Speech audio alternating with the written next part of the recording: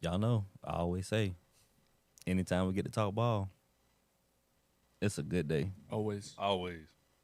It's a good day, y'all. Great day. Listen, it's been, I don't know if I can cuss on this thing. It's been one heck of a past, 5 days for us? Hell of a couple weeks. Yeah. State line showdown. Oh, my God. That's all I can say about that. Best one to date. That was the best one we've done. I mean, we only did 3, but Best one. I wasn't here Unreal. for the Brookstone, Glenwood, Shaw, Smiths last year was Could have been better. what it was. Could have been better. But, man, shout out to Callaway. Like, real Dogs. talk. P. Wiggins got some dogs up there. Like, I I got a don't, lot of respect. for I the just state I of just don't Alabama. think people really understand what Pete has done with that program, man. Like, we can sit here and arguably say that if Brian Moore is coaching in that Hoover game last year, they're potential playing for a state championship, right? Right. And 100%. really got the roster to win it, right? Right. And that's not obviously a slight to Opelika and Brian Moore, because I expected what I expected from them. I was at Ben Russell last week, and they was in the I was in the fight with them to the end. And you think that I know Brian had those guys ready to go to Callaway, and it's a Thursday night game, but man, what a game! You talk about that team first off. Their first 3 games this season, man. Cutthroat. Man, Cutthroat. They got a big one this and Thursday. they got a big one this. Yeah, they do. Cutthroat. They got a big one this Thursday. So, and I'll tell you like this too, man. I just tell you like this, man. Like, don't sleep on Callaway. I think Opelika, more so than anything, got more to learn from this game. For sure. I'm not saying they've looked bad so far this season. I definitely don't think that's the case. But I think, Brad, if Brian Moore was sitting right here, he'd tell you we got a lot of work to do. A lot of work to A do. win's a win, but you learn so much more about your teams through those games, especially Callaway. Yes. Because you got guys that can fight till the very end. Yes. And there was a lot of things that went into it. 15 days of preparation. Yep. And you just went into a fist fight at home. And you were going up against a 7A team that not many people thought you'd even come close to winning. Yeah, absolutely. Not even Yeah. come close to Yep. winning. Absolutely. And you just showed both states, hey, we got some guys that could play. And they're 0-2, and they're top 6 in the power ranking Yeah. Listen. because of that game. Don't sleep on them Cavaliers now. Now, I will say they Watch will them be go undefeated. they will be Tell you tested right now. Friday though. They've had a couple challenges already. Yeah. Cook. They go to Cook County. Cook County is another one of them teams where that's it's not a vacation. Mm-mm. It's not a vacation on Friday. Definitely not. And on the other side of the ball, it's the 100th year, right? Auburn On the Opelika. anniversary of Auburn Opelika, and that's on Thursday. Big time. So wish we could have carried that game. That would have been an awesome game to carry. Definitely. And I think both of these teams are coming up 2 weeks. Obviously, Auburn getting demolished really last State week. of Hills, nigga. They got a lot to look forward to on Thursday. But I think both teams are entering this game like we ain't played our best ball yet. So that game would be fun and exciting. Obviously, we'll be in the building on Thursday. 100%. All right, going back to this past week, because man, that's how it got. State line is what kicked it all off when you think about it. Oh, yeah. man. Friday was a rain out, and we had some good games on Friday. Our game of the week, Russell County. Shout out to Coach Griggs down there, and First going down win you follow. against the Tigers in What is it? 4 years? 5 years? Longer than that? 1998. Holy smokes! 20-plus games. Because they that played. rivalry used to be a rivalry. And it Yeah, went away. because they had a lot of the fluctuation between regions classification and class. stuff. Yeah. So but- 1998, you say? Yeah, so they played, I think it was 20-some times between 1998. You follow, I think I counted it. It was like, the total score was like 700 to like something 200. Oh wow! Yeah. Okay. Hey, man. Say, man. Well, And it's then- crazy because Griggs and Jernigan were at Troy together. Oh really? Yeah, like Griggs was on the staff at Troy when Jernigan was playing at Troy. Man, the more you know. Yeah. The more Shout you out to them Trojans. That's all I'm saying. them Troy Trojans. There you go, Who they Trojans. barely beat. Hey, brother. We got Clemson this week, all right? We, Upset. for those that know about the last couple years ago, we took these boys to the wire. They cheated us out of touchdown. This time Oh, around, boy. it's a different ball game. That's all I'm saying. Well, not your average high school team played Friday night, but your Auburn Tigers Hey, man. went to Waco. And did. I just tell you like this. Let's spend a little time here. God bless Jackson Arnold. I'm gonna start off, and I think that I'm just gonna be straight up. I like the way Auburn looked against the opponent in Baylor. I sat here last podcast and said all they got to do is win games. You did. You did say It that. doesn't matter how you do it. You just need to win, right? It can be ugly. Just win the game. And I think Jackson Arnold did just that. I can't even say it was, and again, it's a whole total team effort, but I think Jackson Arnold, he came in like he had a chip on his shoulder. Like he just, I don't know, like he had something to prove. Like people been bashing him. I don't think that's the case, but I think he balled out. I mean, he showed what he can do with his legs. I would have personally liked to see him distribute the ball more. I mean, Auburn got a ton of praise for the weapons that they had on offense, and I think Cam had 2 pass attempts, and you know, so I would have liked to see him distribute the ball, but he looked good from his legs. What did y'all see from that? I'm gonna tell you now. The old saying, you know, excuse my language, run the damn ball. Auburn did just that in different facets. Not only from Jackson Arnold, you had the combo of Jeremiah Cobb and Damari Austin. That's going to work. As you mentioned, I am a little bit disappointed that we didn't get to see Cam Coleman in action or the Eric Singletons. You bring them on, but I think this was definitely a great stepping stone in the right direction. I think for Hugh, it's a weight lifted off his shoulders, essentially, that, okay, this team on paper looked well, but now they actually execute well. There were times that game got too close for comfort, and I'm pretty sure many Auburn fans could sit there and say it like, yeah, I don't know about this. And then see Jackson really just go out there and play carefree. You know, him being a Texas guy, playing in former Friday nights, going back home. It's kind of a full circle moment for him. And I think we now know what we have in the quarterback. We haven't seen that, and I hate to say it, in quite some time. No disrespect, but Peyton Thorne wasn't that last season. Before that, Robbie Ashford wasn't that. You know what I'm saying? It hasn't kind of been since Bo, really, where we've even seen that type of animosity towards the game or just fun, it seems like, with the game. So I'm very intrigued to see what Jackson does the remainder of the season. I think the biggest thing, and I was at Freeze's Monday week presser prepping for Ball State.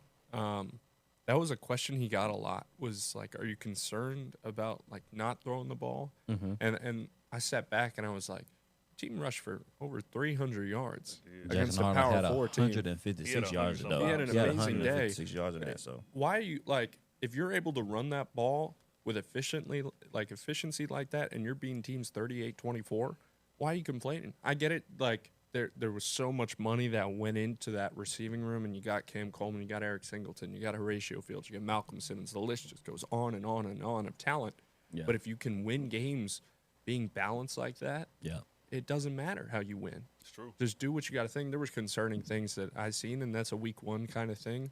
Yeah. Secondary was a big one for me. Baylor tossed over 400 yards on them. Yep. Stepped up when they needed to because they have a good front 7. They Yep. got some linebackers who are quietly good. DeMarcus Riddick, Woodyard. The list goes on, but their edges are great. Falk, and then they have 4 or 5 D tackles that just keep rotating. That get internal pressure that I think continue to make something happen. But I wouldn't like. You're concerned about receivers and stuff like that. It'll come. It's gonna come. You'd rather your team just run the ball. Just run it. And Just really, that's gonna win and your it's games. always based on the opponent. Very Right. much so. Absolutely. It's always going to your be game based on the plan's going to opponent. change. Watch them air it out this week. Oh Just yeah, 'cause. and I was gonna say it'd be totally different with Ball State. Oh, yeah. But at the same time, you know, Hugh Freeze gonna answer questions to media how he chooses to answer questions. But there's no doubt in my mind he's thinking like, oh yeah, the fact that we didn't have to show anything this week is a win for us. Very much so. You know, so I think outside that big play to Malcolm Simmons, again, you know, selfishly you want to see those game plans happen, but just like you said, that time will definitely come. And I think it was just explosiveness from last year. What that Auburn team really lacked was people are like, you know, we got Eric Singleton now, who's big play machine. Where are we going to see these explosive plays? And they'll come. But you finally have a quarterback who can run the RPO in all 3 facets of the game. Yeah. Because he can run, and we know he's got the arm to pass. You don't got to worry about that. But you have a complete quarterback that's run the RPO before, and he knows what he's doing. Yeah. As long as Hugh Freeze is able to trust him, they can run it proficiently. That's how you're going to win football games at the end of the day. And Auburn's got two weeks of cupcake games where you can be moving on to the SEC ball when you go to Oklahoma. Yeah, and you're cruising. You're cruising on cruise control, and it's no slight to Peyton Thorne and Deuce and not Deuce Ashford and all those guys, but I think Jackson Arnold's IQ just is a hair more and it's up a notch. Slightly. You know, They're just the decision talent making is there. and how Like yeah. the 5-star, the whole You can like see a difference. You talk between about the those transfer guys. from actually having SEC play too. No disrespect to that Robbie Ashford that came from Oregon, or you talk about Peyton coming down from Michigan State, but Yeah. actually being already in SEC established at Oklahoma, and then bringing that same intuition. Over He to knows Auburn. the fight and energy he had to You bring. definitely do, Yeah. and it's just a higher degree. It seems like, and he's not skipping a beat. Now I know in practice earlier on before the season started, there were some questions there, but he literally kind of shook off those jitters in a sense going into this last game. And now who knows what he looks like this Saturday. And I'm be honest with you before we move on. It's good to see an Auburn quarterback with some energy, some passion. Very much so. It's like he 100%. having fun. Very I much never thought that I would have saw that in the Jackson Arnold based on past Passion. quarterbacks No that they doubt. had. Very When that much so. Joker was dancing in the end zone, Hey, he's fired up on the The sideline. guys are fired up. just the That's- lack that of is confidence energy. from that quarterback room the past few years. A fired up Auburn team is always dangerous. Oh, it's so dangerous, especially Fired when you up play Jordan. Hare. Yes, and they ain't played home yet. A fired up Auburn team is dangerous. Don't worry about it. It's So, coming this Saturday. Hey, Don't shout worry out. about it. If you're an Auburn Tiger, you didn't crack the top 25, but hey, if you're an Auburn Tiger right now, you should be You'll be in there. They're you next should sitting week. at be 27 right super- now. Just know. super, You'll be in super there happy next right week. now. Don't worry. Moving on to Saturday, got up with game day. All right, we sat here again last podcast, and I think we said, hey, that top 10, we showed y'all the top 10 who they had preseason. We threw it out the window because we knew it didn't matter, and I'd be dang on Boy. if we was not right. What Never what matter. what a weekend on Saturday. It's a great way to kick us off. It was That's a all hell I'm of a way to saying. start. Ball is Fantastic back. way. Ball is back. And we started at the top, which then was Texas, now Ohio State at 1. That matchup. How did y'all feel about that? That matchup with Arch and his debut as a starter for Texas. I think there was a lot of pressure, which we knew already on Arch, now that he's the full starter going into this game. And I think the lights were too bright. I think there were some plays, there were certain check down plays he missed that were wide open. I think the atmosphere, playing in Ohio State at the big, that's one of those premier stadiums that Ohio Stadium is just crazy like that. I think there was just a lot of execution plays that they just missed. I think they need to go back to the drawing board this week. And, of course, they'll bounce back. Luckily, that's one of those games you'd rather lose earlier in the season than later, but that game will have some precedence when it comes down to those top spots later on down the line, I feel like. I think those games are great because you learn so much about your teams, and it allows Arch, because that's going to be arguably one of the best defenses he'll face until they play Georgia true. later in November. So you get that out of the way. You kind of learn about what your team's got. And Ohio State, I think, I'll admit, I picked Texas a couple weeks ago when we did our last show about it, and I was wrong. But Ohio State's defense was legit. Texas is still good all around. Like, there's not a major drop-off. It was just Arch, his mechanics looked off. He missed a couple throws, and decisions weren't there. And I think Ohio State put a lot of pressure on him, and he just folded in the moment. But he's got the talent. There's things that are going to click for them. It's still early. Get it out of the way. I think Ohio State's going to be great. There's one or two games where you're really raising your eyebrow, but like, all right, that's going to be a tough one. Like Penn State, obviously, but you get that at home. You got to go to Michigan. Like there's going to be those moments, but I was impressed with Ohio State. But Texas is right there. Like they're gonna find their feet under them in a couple weeks. I think the biggest question is, was it more about Ohio State's win or Texas' loss? Do you feel like in this game? From a media perspective, and I hate that we do that, but definitely everybody's questioning, is Arch the guy? He didn't go out there and execute like everybody thought he would. Now all the articles are coming out. Arch's team should definitely not bank on Arch this season. He's not going to be the guy. I think that's a lot of pressure to put on a young quarterback like that. Not saying he hasn't been in this system already, but this was initially his first start. We could argue the same thing about Todd Simpson with Alabama going to Florida State, which we'll get into later. But we just talk about all these bright light atmospheres. Just because his last name is Manning, people are already expecting him to be some great, as in his uncle, or you know what I'm saying? Right. It's a heavy burden to bear, and not everybody can wear it. So I commend him for trying to step into it and build his own career out of it. But it's just, there's a lot of questions still there. I think he just needs some time. And like we said, first games, they go hit or miss. You either win it or you lose it. But at the end of the day, you play again next week. So it's about how you build from that experience and take it forward through the rest of the season. Like we argued, that was arguably one of the best defenses he's going to face all season long. We talk about iron sharp as iron. We can go back to the high school level with Callaway and Opelika. Those are arguably one of the best defenses on both sides that they'll see all season. And that win, that loss for each team will help them down the line in a sense. Yeah. I agree. I mean, and Arch, it was just messy. Like there was raw things that were like, we just got to fix. And Sark's one of the best offensive coaches in the game, and those things are going to get fixed. And looking at Arch, he's got all the talent in the world, but he started a few games last year. They weren't big opponents. Like it was, I think one was like Mississippi State. That was the biggest one. Right. He was kind of thrusted in that Georgia game, and he didn't handle it very well. I should have seen the writing on the wall with that. But Ohio State, they knew they were the dogs coming in. Right. They knew they were underdogs. Everyone was saying, "Oh, well, you don't have a quarterback either." Yeah. Julian Saban played all right. They got the win. It was still a close ball game. Yeah. Like Texas had every opportunity in that fourth quarter. They were starting to move to get back into it. It was just, they have all the talent. I still think they can be a top 5 team by the end of the year. I think both points are very valid. But I still think to a point here, there's just a lot to be said about not putting the defending national champions at 1. Yeah, we said that last show. Oregon has Ohio State has came in, and I say Oregon because Oregon is part of this 5 consecutive streak of top 5 AP teams that they have been through, including Texas twice. Mm-hmm. Right. So I just feel like Ohio State got the message too, right? They're felt coming in disrespected. That's at bulletin boards home. here, 100%. Yeah, and so I think a lot was to learn from that. But I will say this, Drew and Tony, having Sark on your side is not a bad thing. I think Arch would be totally fine. They're gonna go back. They're gonna regroup. I think Arch is gonna look totally different this come Friday. You got to settle down. But it's growing pains, right? You live and die by these situations, and you have to learn how to grow from it. I think this is a very pivotal point for Arch. He's gonna have to grow and pick it up from here because you can't continue, even though we know who he has and who his OC's head coach is and all that good jazz. You can't continue to play like that in the SEC. No. You will pick up losses. So he has no choice but to get better. Yeah. And I think, honestly, we'll see that growth from Arch and Sark. So moving on down at Penn State, I'm not going to spend a lot of time. They did what they're supposed to do.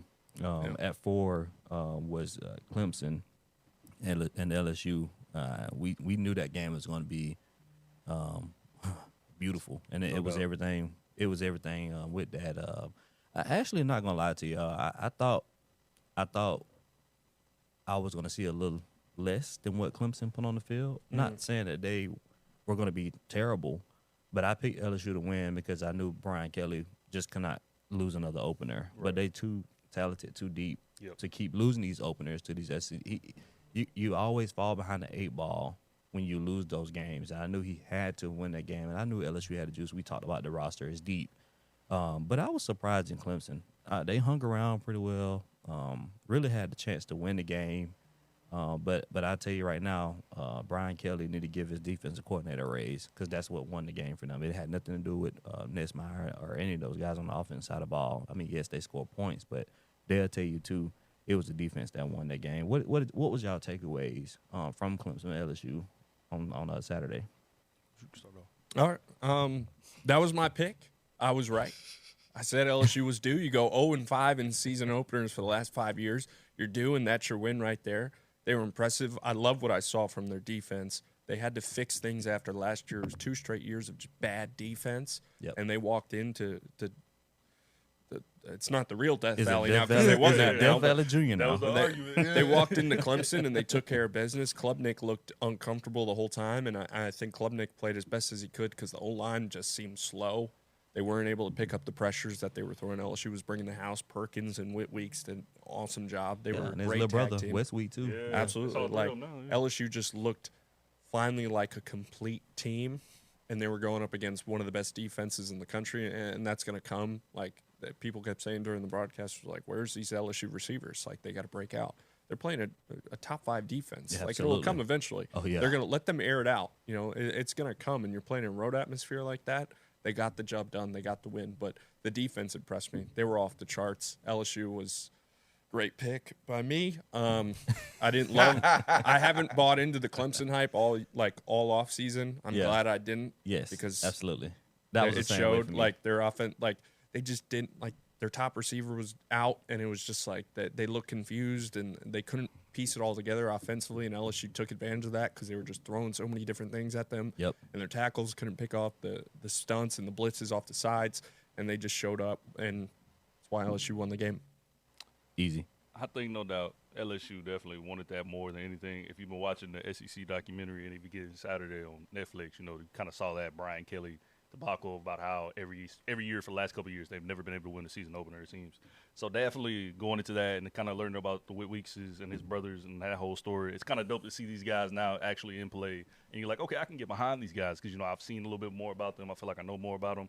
LSU definitely was impressive. I mean, this is definitely a big win. You talk about the whole SEC-ACC battle as well. Pretty sure SEC won more games there than ACC this past weekend. So that's always a good sign for us, at least, to see those type of teams that we're covering on a regular basis actually step up to the big plate. And everybody, the saying is SEC just means more.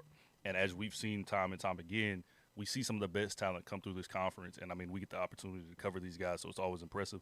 I think this was definitely a right direction stepping stone. We talk about the Battle of Death Valley. It looks like it belongs to LSU as now. That's the title it is. I think this is just definitely going to be one of those mini games where LSU shows, okay, we can get it done. But as you mentioned, it's going to be through defense. You want to see Garrett Nussmeier, if he's supposed to win this Heisman this year, we talked about that, he has to have a stellar performance going forward. I don't really know where the Heisman race stands if it was to go today because there were so many options where guys stepped up to the plate, but then at the same time, guys you anticipated didn't really show up like they should have this week. So I think there's still a lot of questions there. Luckily, it's so early on in the season. By week 8, week 9, you'll get a better clarity on it. But for the meantime, shout out to LSU for getting the win. Shout out to LSU getting the win. They did what they're supposed to do. Go Jaggers. we gonna find us a hashtag. Just win the game. Just win the game. Just win. Just win. All right, moving on from that, we're going to come back and we're going to touch a little bit back more. There's Georgia. They not going to spend a lot of time. They did what they're supposed to do. Zach Wright Branch. Yeah, real nice addition. Real nice addition. Listen, the most impressive person I seen on Georgia's team, I watch it a little different than y'all do, was Juan Gaston, the right guard. He is a true freshman. He ended up getting hurt, and Kirby started pulling guys. And that killed Georgia last year with the offensive lineman being down, the injuries across the board. But Juan Gaston was a true freshman. His first 2 quarters was unbelievable. And I'm looking forward to what that kid's going to bring to the offensive line that young. So I just want to throw that out there. How did Gunner do? I think, honestly, Gunner did fine. I was glad to see him run. It was not quite what Jackson Arnold did, but it was just good to see him run. It was good to see him little Stetson Bennett. Yeah, it just he just kind of seemed like that. Yeah, and the funniest thing about it is he's always gonna have that grin. 100%. You don't know if he's real high, real low. It's just that little grin. He's like, yeah, just did what I'm supposed to do, and that's it. And I love that about Gunner. Yeah. He's been that same way. He's just fire, passion, energy. That's what they're using this year. So it's great. But his overall performance, I'm be honest with you, I kind of echo what Kirby said in his presser. Just strictly like it's not really about Marshall. It's about us getting better and our team. And I think it was just good to see Georgia just back on the field again, making plays, big explosive plays. Branch is going to be a tremendous help to that offense. Kobe Young caught 2 passes. He's going to be a tremendous help when he start getting the ball a little more. Delp, Lucky, all those guys are going to be good. It was just good to see guys, even the freshmen. I mean, Kirby was playing. I think, if I remember right, the box chart had 19 players that caught passes, for Georgia. And again, you're playing Marshall, right? Big. So all 19 guys are not going to catch passes every week, right? We know that. But you learn what you get. There you go. Yeah. It's about how can you develop that next man up mentality. Who's next? And, it was just good to see all those guys, just ball out. So no doubt. I, obviously happy for the win, and I don't really have much to say outside of that. We look forward to hosting Austin Peay.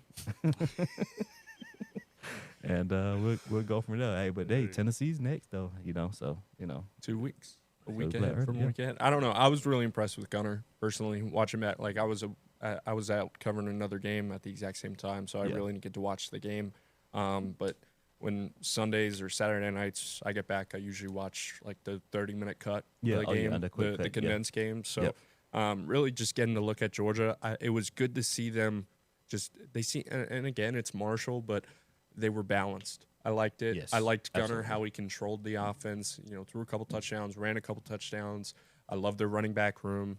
I like Zachary Branch is good. I like the receivers they have. They have depth.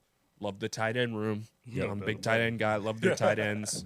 They just got a lot of great pieces, and I think we didn't see the mistakes and the problems from last year. Absolutely. Because that would have never happened again for Kirby. Yep. And that was the biggest thing I picked up on was the problems that I noticed watching game film last Very year. much so. Yep. Was it wasn't there this year. And it's not a shot to Carson Beck. And I know we talking about that game next, but no turnovers. Absolutely. Yeah. No turnovers. Right. So say what you want to say. You Wanna win know? games when you play clean. Just play smart. Wanna Yeah. know? you Don't- play clean, you win games. And those games like that, you don't have to force anything. I think that's why I'm kind of excited to see that Tennessee game because we know Tennessee can put up a lot of points and Georgia's defense won't do too much against them. And I'm getting ahead, but Yeah. I'm just curious to see how, if Gunnar has to throw the ball 35, 40 times a game, I'm curious to see what that looks like. Is he going to force those? Is he going to try to rush things Yeah. to do too When much? he actually has to Can read he a actually defense. settle Yeah. in? Yeah, when he Mhm. doesn't have to just turn around and kind of just break it when they're playing Marshall. I want to see how that kind of develops for him. Absolutely. Next game, again with Carson Beck, that's Notre Dame and Miami. Notre Dame. That was a good game on Sunday. Man, talked about that. and We knew it was gonna that happen. was another game that I turned off Yep. because I was like, okay, We- well, we- Miami looks good. Right, I cut it right. back on. It's 24-24. I'm Did y'all like, see that whoa. one impressive catch they had? Buddy had? Yeah, Right that before was, the half. yeah, right for the half. yeah, Yeah, that thing was nice. CJ, I still think that I don't know how I feel about both of those teams. I think personally, I still think they both rank a little too high for my liking. I can Or see was that. Miami a little- for me is just yeah. way too high. I get it; they beat Notre Dame, but it's just Yeah, but it's like I don't know, but there's given- some. I felt but off given the about Miami schedule, though, last year, and Right. I but felt given off the about it. schedule, time will play out for that schedule. much so. Absolutely, it happened to Miami last year. And it's not that Miami. We're not sitting here saying that Miami is just terrible. I just think sometimes these teams just get ranked, based off of who they play, who they beat. And these preseason rankings are always how you get in the game. And I think because they was already ranked high, beating the number 6 team, you have no choice but to get bumped up. So there's arguably 3-4 teams through the ACC right now that it goes through, and I guess Florida State now joins that conversation. And we talk about yeah, could it be Miami's Miami? got some tests. Could it be There's no Clemson? doubt about it. Miami got a test. Is it this week? It's fun. Next week? I mean, it's not gonna be before long before, I think Carson's gonna have to go out and prove it again. But you pointed that out about Carson with Georgia was the turnovers, which Yep. hurt him Yeah. so much last Absolute- year. Yep. And granted, there was a good amount of his mistakes, but those receivers really didn't help him out. You Yeah. know that Yeah, better than anyone. they How we many led the lead in drop drops, balls and- 85 yeah. drops. So he had to overdo a lot of stuff, and Miami's put a good amount of talent around him. I don't know. I just didn't. I still I didn't think click though, Got a for tougher me, schedule after where this. I'm like, I s- that's Miami. Like they're legit. but I still think that with Carson, I think I think Notre Dame's a step back to what it was last year. I truly believe that. And I'm not saying Also, they're CJ bad, Carr had never but started a game before that. correct. And They, that's a they big got game. they got some things that they got to grow through and they got to learn, Right. Mhm. adapt to. I mean, it's early for them. You playing in some humidity. It was pouring out rain. People Nobody's forget all counting those them out. factors. Like those are true factors in the game. I know people. I'm one of them where I'm like, toughen up and Right. grow some, whatever. Like, But everything plays into but those games. true. all those are Factors. factors. They're Those are- all factors. This is the same team to beat Georgia a year ago. That's what I'm We're saying. talking about a couple months back. And So it's like not with- like a pushover team. And like with Carson, his numbers, I wasn't, he got the win. I'm happy for Carson. I really am truly happy. But when you go back and watch that game, most of his completions and yardage came from yards after catch. Yep. Most of his passes were dump down, check downs outside those 2 big explosive he hit. So most of them were easy gimmies. And I know it's Well, all Notre in the Dame's a play great count. defense Yeah, too. absolutely, yeah. That's it's nothing against Carson with that. It's just Notre Dame that's what they were That's giving the him, and he's scheme, got to yeah. take You gotta advantage take of what- that. Yeah, and that's what's good about Carson Right. is he's another one of those kids. And I hold this, I know this, but his IQ is just high. Mhm. Carson has a really good high IQ, It's and true. we've seen it at Georgia. We I did. think we're gonna continue to see it in Miami. So, moving on. There's one more. Is it one more we got to touch? Or that's, Yeah, I yeah. think we hit them There's all. one more. Oregon. South Carolina and all that. Well, top 10.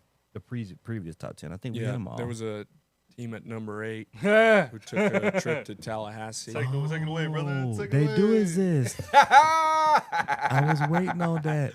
They do exist. Shout out Let's to all talk Alabama fans about out there, baby. the Tide. Oh yeah, Let's talk about the Tide. All right. Here. All right. I got some energy now. Let's do it. This guy Here we go. I'm gonna say it. I don't know why people are surprised that Florida State beat Alabama. I kind of had that feeling going in. It's just something about how DeBoer carries his teams. Like when Nick Saban was at Alabama, I feel like we wasn't spoiled. It just changed the energy in the room. And when you're being talked about and hunted for so long, you're going to get caught.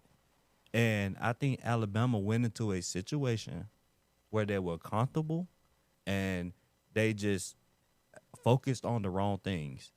All that stuff about, oh, it'll be dealt with when it's dealt with. It'll be dealt with at the time because a kid makes a comment. Now, and, of course, yeah, you got to be fired up. You got to protect the team, whatever the case may be. But at the end of the day, when that foot hit that ball, that tee, and it's 11 on 11, you still got to go play ball. It ain't about talk. And I seen no energy, no passion. The offense looked out of sync. The defense was just, I felt like they were just basing themselves on talent.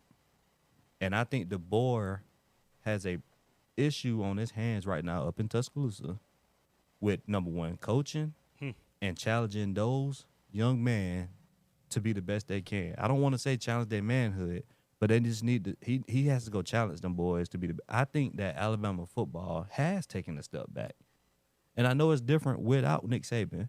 It is what it is. We don't expect DeBoer to be Saban, right? Right. But Alabama has held a standard for so long that we as consumers, fans of the game, have gotten used to. That sometimes you forget who's on the other side of the ball. And Florida State, 2-10 last year. They ain't got nothing to lose. They have nothing to lose. They went and got arguably one of the best OCs, I take, that's out there. Right? A guy that has beat Alabama before. That's true. Why were you not prepared for that? Yeah. Well, I don't understand. It didn't surprise me. Nothing about that game shocked me. I was actually happy to see them in a fight early on it because, I mean, I think sometimes you got to get punched in the mouth because now it's about how you respond. They got to go. They play Saturday to a team that's already done beat them. Let's be real. 2007 when Nick Saban was his first year coaching, right? Mm-hmm. No, it's not 2007. I was about to say that's 18 years ago, dog. 2025, but it doesn't matter, right? Yeah, because now you got to go respond. Yep. How do you respond if you're Alabama? We talk about adversity. By far, the culture of college football has changed in more ways than one. The transfer portal, albeit it helps some teams and it decreases. For the longest, you talk about Bama and Georgia and all those teams being the standard. Well, now everybody has a Bama-style team. Everybody's going out and getting these big guys. But at the same time, how are you able to build that chemistry and things like that? Talk about the addition of Gus Malzahn coming on as an OC, already having that coaching experience of beating Alabama and not going into that game as in, Bama's just going to cakewalk all over Seminoles. That was far from the case. We talk about Ty Simpson stepping into this role now. A lot of people comparing him to Jalen Milroe of last year. How would he fare out? How would he do? That guy played a hell of a game. We're not going to talk about his stat line. It was crazy. He still played a well-out game, over 250 yards, threw for 2 touchdowns. Everything he did was about what he could do. Now, you talk about the lack of consistency we saw on the defense. I've seen several takes now where the defense just jogging the plays. They're not actually running full speed. I'm questioning where the leadership is coming in there, if those senior guys in the locker room are actually getting into the team. But at the same time, it starts within them, but it also falls back on your coaching. I know there's a clip where Kane Womack sitting on their defensive coordinator sitting on the bench. What's going on there? You talk about the whole coaching caliber and everything in between, and also just the consistency. Thomas Castellanos talked all that mess, but he was able to back it up. At the same time, you can talk if you can back it up. And, I mean, we talk about everybody knows Bama comes in with targets on their back. This is no surprise. But I also think this was something Bama needed early on to really see, because now people are already calling that the dynasty is over. Alabama is no more. Everybody's like, now everybody has an Alabama. But for those fans and those that have been following the faithful, that have been watching this team for years, of course it's a different caliber than when Nick Saban was there. A lot of people are questioning the inner workings inside the locker room, outside the locker room. Things are happening that Saban wouldn't have allowed. Practices are not being conducted the same way Saban would have done his. So a lot of questions are, is this now a distraction? And that's always the biggest thing. We talk about rat poison. That was one of his favorite quotes about avoiding all that. Now the question comes, is too much going on outside the field so now performances on the field isn't working? And I know, Drew, you've been following this team for quite some time now. I'd love to hear your take. He was there. Drew was in the building. Nobody knows it better than Drew right now. He was in the building. So I was there. I was in the press box, and when I'm in the press box, I'm taking my notes about little things. If it's on the field, little thing, and I got my telescope or binoculars. I couldn't remember the word. And I'm sitting there and I'm looking at sideline and I'm just watching the little things. There's so many things that I got a laundry list of things that, and I'll do this for any game but there's a lot of like outside noise and a lot of things about this. And I covered the Nick Saban teams, covered the Kale and DeBoer teams. Nick Saban's not there anymore. He's gone. He's gone. He's Can we gone. stop this comparison thing? He's Like, it's gone. over. Right. He's Like, gone. this is Kale and DeBoer's team. We need to stop saying, oh, Nick Saban, this would have never happened. Stop showing clips of Nick Saban in Alabama. He's not the coach there. Nope. He's not going to come back. He's not coming Stop back. worrying about the future. And Alabama fans have been spoiled for years. True. Years So about glad to with hear Nick Saban. Spoiled. It sickens me because I grew up with teams that disappoint you all the time. Boy. I grew up in New York. Yankee fan, disappointment all the time. Giant fan, disappointment all the time. Like, I grew up with disappointment around teams. You need to realize, like, not everything's cut dry. Like, great, you lost in a national championship. Like, this is real football. This is the SEC. You're getting what everyone else has dealt with for the past 17 years.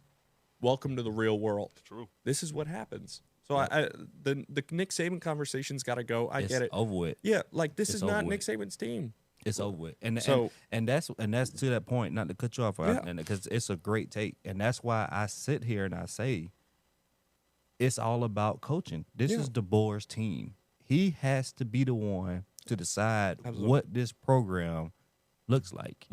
Period. It has nothing to do with nobody else. It has nothing to do with anybody else. It has to be DeBoer has to be the one who answers the questions, who looks in the mirror, who's up with training with these guys, who's creating the schemes, who's watching film. He got to be the one to create a name for himself. And you can't everybody get caught up with the Nick Saban issue. Yes, Nick Saban was great. We all love Nick Saban. I think it don't matter what your team Very was. much so. There was a Respect it. respect from Nick Saban. But guess 100%. what? Nick Saban earned that respect over time. Exactly. DeBoer is the one that's in the driver's seat. Yeah. And that's why I'm sitting here pointing all fingers, because I'm just like, what's happening? Because we were used to this. Right. Okay. And I'm not even a Bama fan, but you know what comes with an Alabama team. DeBoer is not going to be the same as this team. But I think the question still today is, okay, what team are we? Yeah. Right. What's our identity right now? What's our because we know what fans and football, analysts think of an Alabama team. Yeah. But I don't think DeBoer has set a precedence yet of what I think it's growing pain. I mean, come on, guys, it's what, year 2? Mm-hmm. He's still trying to figure it out. They talk about the You know, stats of like coming him from- losing to 4 unranked teams. The most that it took. But that's but at the end of the day, that's gonna happen. It's football. This is what we're talking about. We're talking about talent to talent. My biggest Some thing guys is on like the field. we need to stop saying the Saban standard. This Yep. is the DeBoer. Like DeBoer's DeBoer got to era. set his standard. His own Right. set. I Yep. think there's a problem in that program right now. It's like, all right, we still got to be like this standard. You got to create your own Your own standard sta- at yep. this point. Your Do you feel own like energy, that's- You your got own to create juice. your own standard. Yep. Because Like, Saban guys are still there, and once DeBoer finally has the whole roster of just his guys, it'll be a different era. exactly. And and let me get into my notes and just like outside of the everything of that, because I don't know you can see it, but This this is a long list. This is a long list of stuff that I wrote down during the game, and this was on my computer. First drive, they looked great. They marched down the field. They were physical. The line was setting well, run the ball well. I think they had over 58 rushing yards on that first drive. Yep. They seemed well. Ty was moving it. They didn't throw the ball too great, but they scored. Defense, I'll get into that, but let's just talk about the offense. The O-line just disappeared after that first drive. Florida State was just punching them in the mouth constantly, getting pressure on Ty. One thing that bothered me a little bit, like after the game, immediately Saturday, and now it's kind of slowed down a little bit, was the heat that Ty Simpson was getting. Because if you know football a little he bit, was catching a lot of heat. he was Exactly. catching a lot of heat. And look, there was some mistakes he made. There was a few. That There fourth down was- one there that was- sticks out. There was the first fourth down one. The one where he had the little sidearm pass, look almost. You Yeah. talking about that fourth down one? I'm talking about the one where he could have walked on 4th and 6. Oh, yeah, they like he should have and kept then it. he threw it to Yeah. Ryan That's, Williams. that's the one I'm talking about. Yeah, that's the one I'm talking about. Yeah, Yeah, that's the one I'm talking about. I 'Cause think that, there that was wasn't the multiple last times. one. The very last fourth down, I actually applauded him. He didn't get it. He got stopped. But He did try. to Yeah, try to he drop his broke off a shoulder run. He was one to of get the. that first down. There were maybe 3 or 4 guys on that team that I walked away from that game and I was like, that kid cared. Yep. Ty Simpson was one of them. Jerry Bernard was another. Yep. There was just guys still out there swinging around, and Ty Simpson was one of them because he cares. And if you look at the lack of effort, outside of everyone else, there were decisions that Ty made that were bad. Yeah, that happens. The kid never started a football game before, and he's got to walk into Tallahassee against the defense that he's never seen. Oh yeah. And that was what helped Florida State was the unknown of what they had. But I'm telling you, you're right. But listen, say what you want to say. Having Gus Malzahn on your staff. Oh, yeah. They Boy, looked like they had boy, never boy, seen that boy. offense before. And then after the game, they were going, well, a lot of the stuff we'd prepared for. Really? It didn't look like that because your linebackers playing 8 yards back, and they got quarterback run time, and Watching the Castellanos reverse, is at the watching line of option, scrimmage, and he's sitting there still and hesitating. your linebackers are still sitting. Like, get out of Linebackers were slow. That's what I'm Boy. saying. though. That's never been a thing in Gus recent years. Malzahn, they hit on that long pass on the drag little wheel route. That's a Gus Malzahn Special. classic. They can walk in the Waffle And you House had and no order idea. that. And Deontay Lawson's 10 yards behind the wide receiver going out. They were running quick game. I got to give credit to Gus Malzahn because Alabama didn't throw the book out of like their plays. And then we see that a lot in early weeks. Yeah. Gus said, "Screw it, I'm throwing every play I got out there. The Welcome to week misdirections, one. quick Yeah. game, yeah." They were saying Alabama has no idea what we got, so we're going to show them everything we got. And Alabama's like, we're going to play coy. We're going to try to run the ball. But they just flat out dominated those boys. Yeah. FSU's O-line smacked them around. Yeah, they did. Yeah, And they you look did. at Castellanos' stats. I didn't realize it till after the game. And same thing with Ty. Like, you look at his stats. Like, he didn't put up that insane of numbers, but he just controlled the game because he ran the RPO. The and he stats ran mattered what he when they had needed do. to matter. Exactly. Yeah. Giving He salutes made to Kyler those. Murray. He gave those little moments where he was making plays left and right when they needed to happen. Yep. And that was defense. They adjusted at some points the second half. That second to last drive, I can't remember what it was, where they got the unnecessary roughness, and then Florida State went on 4th down in like their own 35 or something like that. Like there were just moments where Alabama's defense, they could have won that game. It just wasn't there constantly. And the effort, it's going to be addressed. They had to way too early to be having a internal meeting, players only meeting. Yeah. But they had it yesterday. Absolutely. I mean, it's early, but you get it out of the way. You kind of wash. And the good thing about this season is there's time to fix these things. It very much There's a is. lot of time to fix these things. Yeah. But they have to adjust. If you don't adjust, you won't win. You're not going to win. And that was the problem last year. There was a lot of games where Alabama just didn't adjust, offensively and defensively. They're like, you know what, this worked. We're going to keep going. They're going to do the same thing. They'll probably beat Wisconsin, and they'll be like, oh, we fixed everything, and then they'll walk into Georgia. Yeah. That's not how it works. You have to adjust on a week-by-week basis. Very much Yep. so. I wouldn't count out ULM this coming up week just because now you lose that one game and you thought you were going to have the upper advantage coming in at 1-0, going to 2-0. Now every game, people are literally going to have you under a microscope. Are they ULM, gonna yeah. exit? Are you gonna ULM's execute beating well? Alabama in the past Yeah. 17 years. And it's not even Same really amount about of wins as Georgia. It's not really about the microscope. It's just now how well are you going to prepare? Yeah, Well, because what's the atmosphere now? Now you got to figure you're coming off a loss, it's hostile. You're coming home though, so you naturally. but you're expect coming that. off a loss in your season opener. When the last time Bama has faced a loss in the season opener 2001. to when they have to now you got to regroup, man. Alabama's not regrouping in September, so now you got to go fix. It's a lot they got to fix. Practice this week.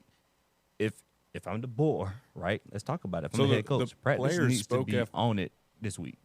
Players spoke after practice today, and they just said like the intensity from the coaches is there, and the play we were in and they stormed the field. It was just an ugly what was that game like, from man? Alabama. Yeah. It was as a media member, you never really hear the perspective on storming. Mm-hmm.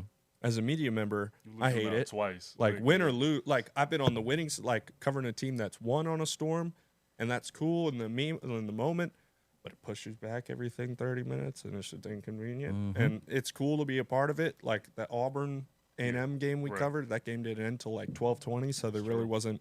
I just Yeah. wanted to go home at that point because Yeah. we weren't going to get home till 2. But at some point, it's like it just pushes stuff back. And Florida State, that's a tough field to storm. The walls were like 8 that feet was high. your fourth. Is that your fourth storm? No, that you've second been one. in? That's your only second one. Yeah. You did A&M. You did Florida State.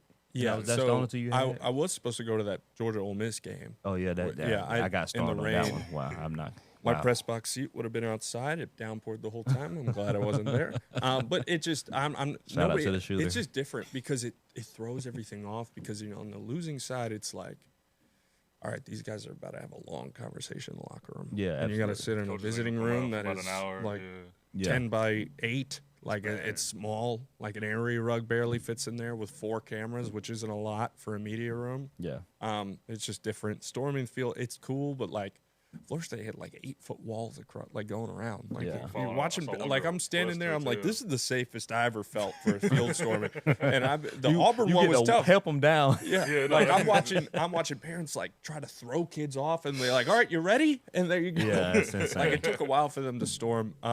The atmosphere was great. I mean, Florida State, I think they had to win that game so much more because if they lost, it would have been so rocky for them People have been the questioning rest of the Norvell's year. accountability And all if season. Norvell lost that game, even if Alabama I mean, came it's- back and won, it was like, It's very similar to Brian Kelly. Now, Brian Kelly didn't go 2-10, but Right. just getting through those games that you're supposed to win. How Yeah. much more time does that now buy Mike Norvell? Because every year I we think he always run the saved his question. year. Okay. Honestly, I think it's we always get that question. Of they like, were unranked, and now they're win the big 14 in the game. Well, country. yeah. I think it definitely. No, I'm not saying like they'll Pen to lose paper 2 games. from, yeah. Like they'll probably lose 2 games throughout the rest of I the year, think- and they may not. I think we should come back to that conversation mid-year. Yeah. when they, Respect. get a couple more games on it. But I mean, because it's easy to win one, but now you got to go. You It's got to a- buckle up and win some It's more. a long season. Look Yep. at Napier last year. It's true. He was 1 game away from getting fired. All of a sudden, TJ Lagwood There is they the are. difference maker there. Boy. They look good in their opener. I mean, it was Yeah, they did. whoever it was. Oh, They had a don't. impressive catch too. Long man. Island University. Yeah, that's what it was, Come Long on, Island University. the Sharks. Yeah. That's my hometown boys right there. man. Yeah, I knew it was somebody island. It was a tough game for the boys. Yeah. That's tough. All right. Well, let's round up this. Pull up this the new last team top we got. 25, but I'm gonna do the top 10, South and Carolina we'll keep going. Is the closer. Yeah, and Carolina. I'm gonna stay there with Carolina. I thought they looked pretty impressive. They struggled. Right. They came out on fire. Then they struggled for a while, but they still won the game. They was look a good on significant special game. teams. They look good on defense. Look offense. We always knew Shane Beamer's team was gonna be fired up this year with Right. everybody they had coming back. They should have won some games. They should have beat Bama last year. Yeah. They had LSU beat last year. So I mean, we knew that the Gamecocks was going to be in the conversation. They Yep. they was upset, pretty pissed off they didn't make the playoffs, which I said you could arguably have put them in, honestly. Right. But hey, it is what it is. They But just looked uncomfortable I'm for just- like 3 quarters. did, yeah. And like for a team against Virginia Tech, and it's no knock against them. It's just like Virginia Tech's they've been okay the past few years, but like the expectations around your team and like you got a Heisman winner, and they stepped up when they needed it, but they just looked uncomfortable. did. And it's week 1. You're shaking off the rust a You little bit. You got to figure out cramps, what you still trying got. to get your play motions. You But still exact- got to get it's a lot that goes through. I mean, people think You're oh, playing man, in it's Atlanta, August, you like ain't a get- South Carolina team They versus hadn't won a Virginia game Tech. there in Like quite some time. in Yeah. Atlanta. And then on So- top of that was a big game for Shane Beamer, of course, because he's taking on his father's legacy in Virginia Tech. Frank Beamer is one of those guys that literally has the most wins. He's like 6 all time. Beamer having the ball. most, yeah. So we talk Beamer about ball. that, and his dad being there. They had so many dedications for him. So that Yeah. was a big monumental win for him as a statement to be like, hey, I'm just as good as my dad, or I can try to be what people expect me to be because it runs in my blood. So I think that was definitely a big come-up game for him. I know they talked about Lenore Sellers handing his dad the ball at the end of the game, and that was a big monumental Yeah. thing for him. Oh yeah, for sure. So you talk about that. We talk about the storylines in college football, man. It's such a beautiful thing to witness and see because we talk about wins and losses, but at the same time, these atmospheres, these interactions you see year round, and then to find out the legacy and the history behind these games, it's always exciting to see. Yeah, that was a big one with Kirby and his mom. First one without his dad. First you know one, what yeah, I'm first saying? game So back that's with a his big one. dad. Yeah. That was a big moment for him. He spoke about that in the post game, and so it's high emotions on dad, and yeah. But you're right. There's a ton of storylines. It was good to see Shane there with his dad or whatnot. So that's That's awesome. I like Shane Beamer as a person. I Yeah, don't know if I very ever much met so. him. Yeah, but I He's met also him. part of the documentary where you get to know him a little bit Yeah. more and his family, and it's just impressive to see, man. These guys, He's you just kind a of want to rally fun behind coach, like I'd imagine to play for. Yeah, Like, this is a guy absolutely. you're like, oh, like I love that dude. them. 100%. So with this new top 10, Ohio State, Penn State, LSU, Georgia, Miami, Oregon, Texas, Clemson, Notre Dame, South Carolina. That's your top 10. I'm going to do 11 and 12, Illinois and Arizona State, because remember this year, it's straight off of rankings. There's no Yeah. more of that conference champion stuff. Whatever you rank that is Yeah. where you go into the playoffs. So that'll be. I don't think it's fair to do top 10 anymore. You got to look at 12, and I know I it's agree. going to be different. Obviously, Right. next week it'll be different in November, whatever the case may be. But that's what we're looking at right now. Before we close out, just kind of let's talk about what do we like this new ranking? Do you think that everybody's in place to where they need to be? Team too high, team too low? I start off. I still think Miami's way too high. I think Oregon is honestly way too high still. I think Dan Lannon, I think he's just gifted sometimes, and I like Dan Lannon. I just think that Oregon is sometimes just gifted with high rankings, and it always backfire. I think it has been a successful moment where Oregon was ranked that high and really prevailed through. I think Texas is in a good spot. Texas and Clemson both.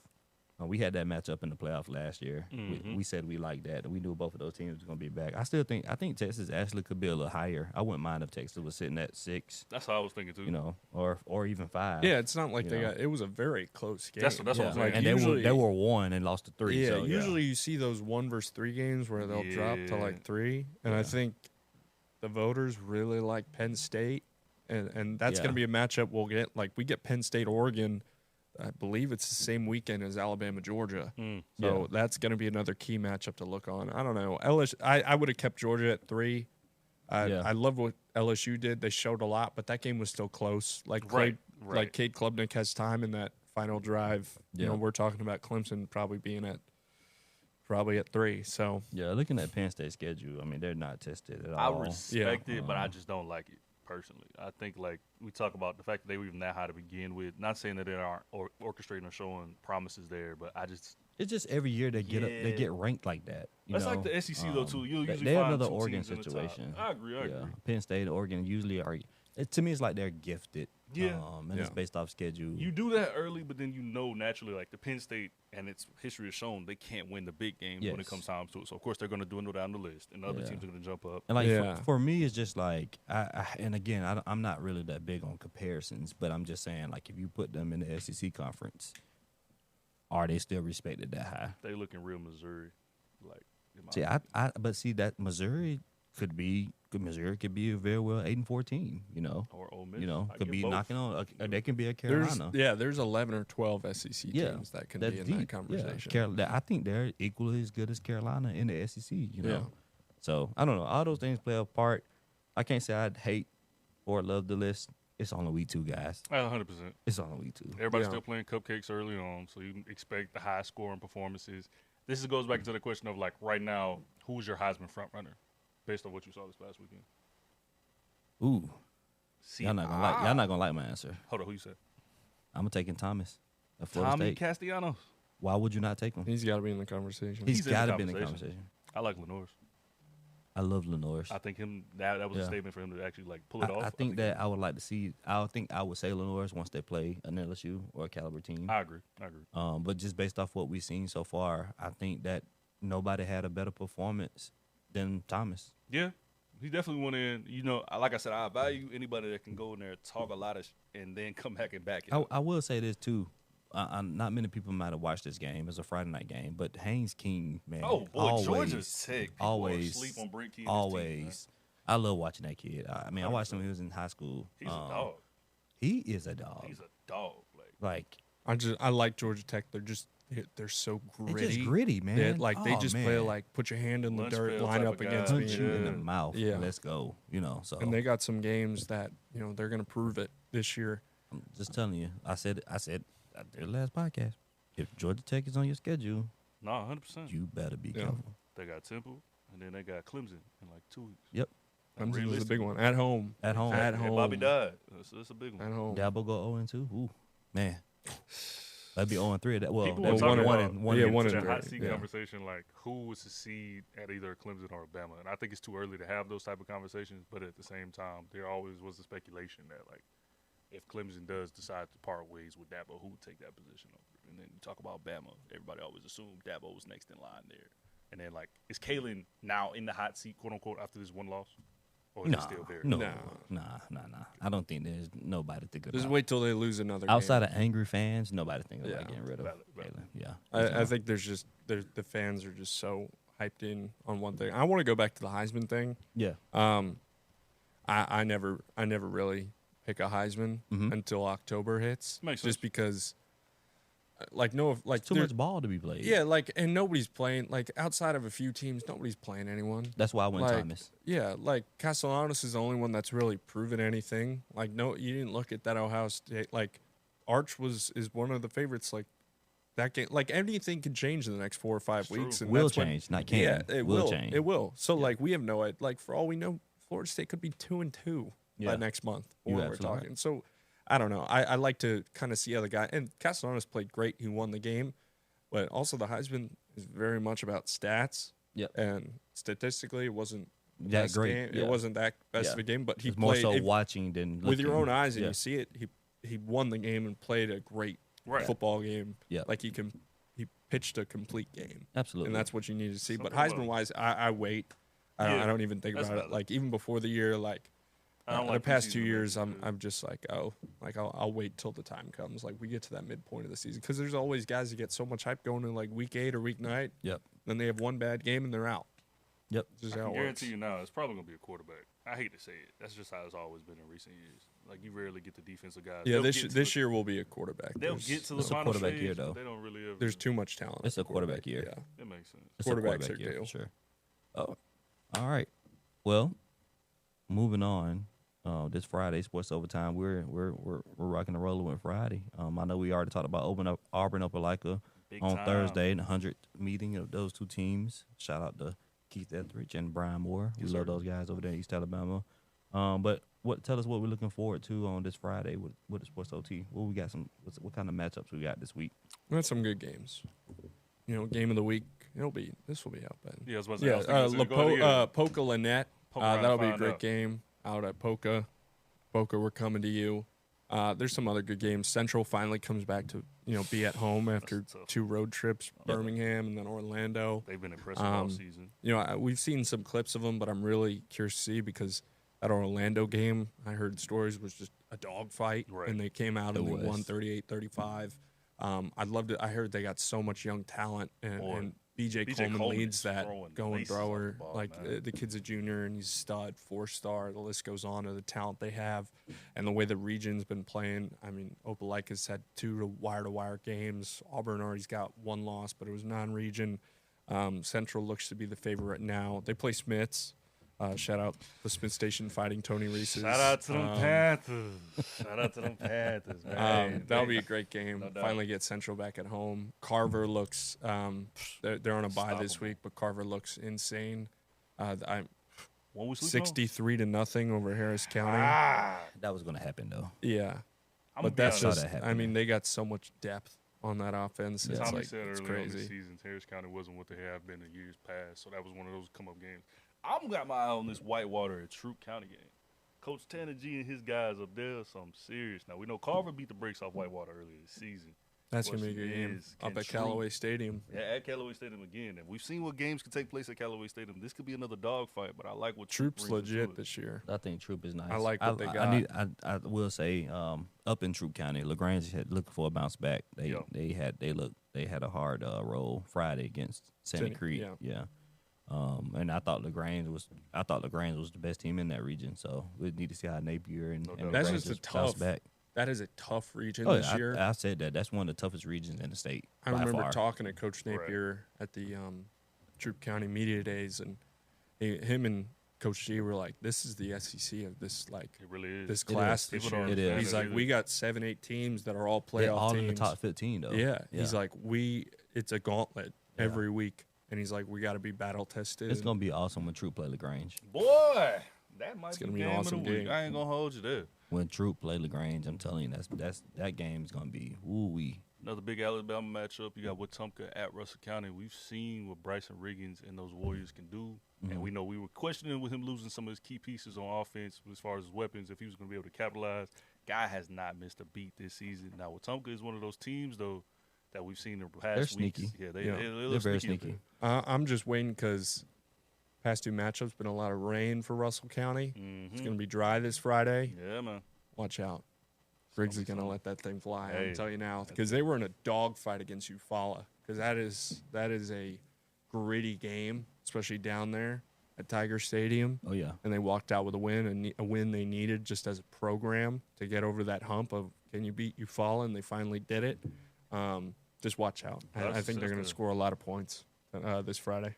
Tony, when they can watch Sports Overtime? Oh, you already know this Friday, 11:15, 10:15 Central. Both myself and Sports Leader 9's Drew Pavine will be live, proud, and anything in between. Be sure to tune in, y'all. It's been a fun one. Always. You already know. Always going deep. It's been a fun one. 9 yards. You know, hold on. 9 yards not deep. Now I think about it. No, it's not deep at all. I should have Unless rethought that name. We're going to catch y'all next time on 9 Yards Deep. Y'all have a good one.